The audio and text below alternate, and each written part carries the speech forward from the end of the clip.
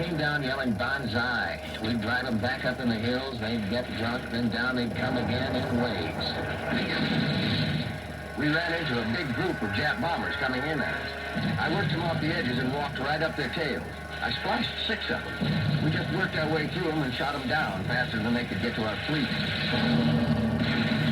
This is the story of a couple of Marines who fought their way across the rocky spine of a South Pacific island called Saipan. It's also the story of a young Navy ace who shot his way into the record books in the skies above them.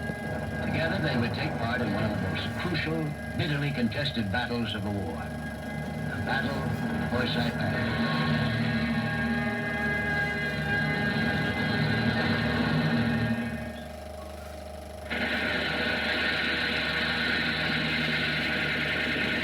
June 15, 1944. The island of Saipan.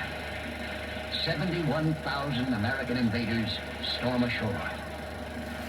32,000 Japanese soldiers dig in to repel them. Their orders come from Hirohito himself. Saipan must not fall. In American hands, its airfield would bring B-29 bombers within striking distance of Tokyo itself.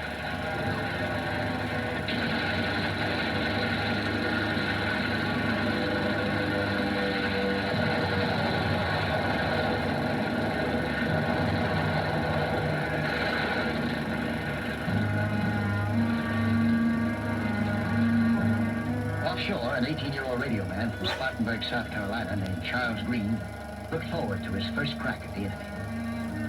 I lost my uncle in the South Pacific, and I knew if I joined up with the Marines, I'd go out there and fight the Japs.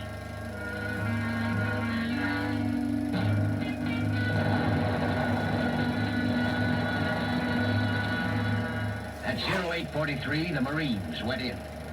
Charles Green was with them, and so was Carl Hansen, a 22-year-old ex-steelworker from San Francisco. How did Carl Hansen wind up a Marine?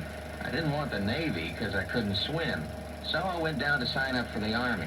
But the line was wrapped around the block. I hated standing on line.